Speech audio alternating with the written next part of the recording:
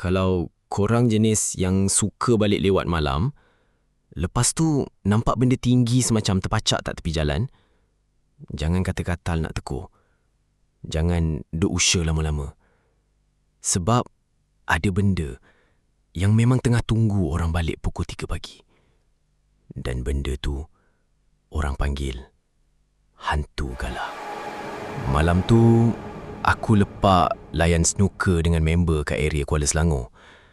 Biasalah, konon game last nak main sejam je. Sekali terbabas sampai pukul 3 pagi juga. Member aku semua dah gerak awal. Tinggal aku seorang je masa tu. Aku pun start motor nak balik rumah. Owner kedai tu sempat pesan kat aku, balik ikut jalan besar je dek, jangan ikut jalan sawit. Aku gelak je lah masa tu. Alah abang, jalan sawit tu shortcut, dekat sikit. Dia terus diam. Muka dia pun dah berubah serius gila. Kalau nampak benda tinggi, jangan berhenti. Masa tu, bulu roma aku dah start meremang sikit. Tapi aku fikir brother ni saja je nak takut-takutkan budak muda macam aku. Aku pun terus gerak. Bila dah start masuk jalan sawit tu, vibe dia terus rasa lain macam. Sunyi gila. Tak ada satu kereta pun. Motor pun tak ada. Bunyi enjin motor aku je yang memekak dalam gelap malam tu. Lampu jalan pula dah tak banyak. Kadang terang, kadang malap gila. Aku cubalah buka lagu kat phone nak bagi hilang rasa takut. Tiba-tiba line hilang terus. Lagu pun stop. Tinggal bunyi cengkerik. Dengan bunyi angin je, aku dah mula telanai liur. Dekat depan tu, aku nampak macam ada orang berdiri kat tepi jalan. Tinggi gila, kurus panjang. Memula aku ingat pekerja kebun ke apa.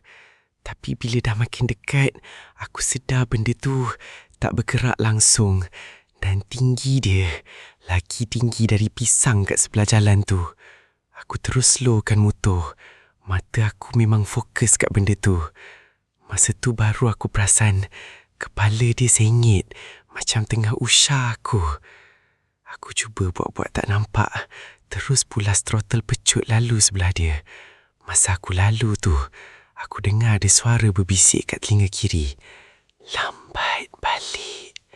Aku terus menjerit sikit. Jantung aku rasa macam nak tercabut. Aku pandang side mirror. Tak ada apa-apa. Lega jap rasa. Sekali, bam! Muka putih terpacul kat side mirror.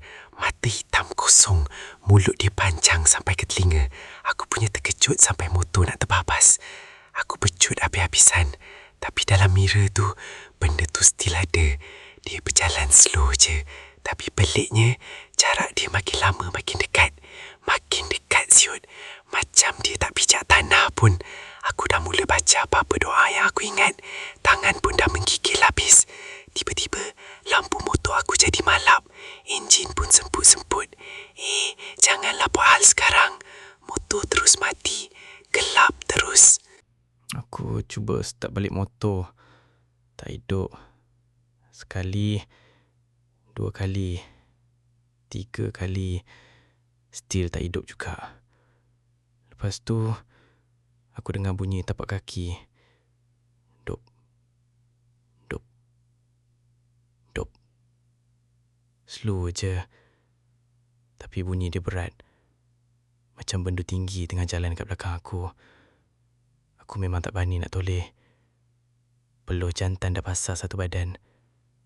Bunyi tu berhenti. Sunyi jap. Dan tiba-tiba, ada benda pegang bahu aku. Sejuk gila. Tangan dia panjang. Macam tangan mayat. Aku terus pusing belakang. Muka dia betul-betul depan muka aku. Mata putih terbeliak. Lidah hitam terjelir panjang. Leher dia panjang naik sampai atas pokok. Dan badan dia tergantung macam galah.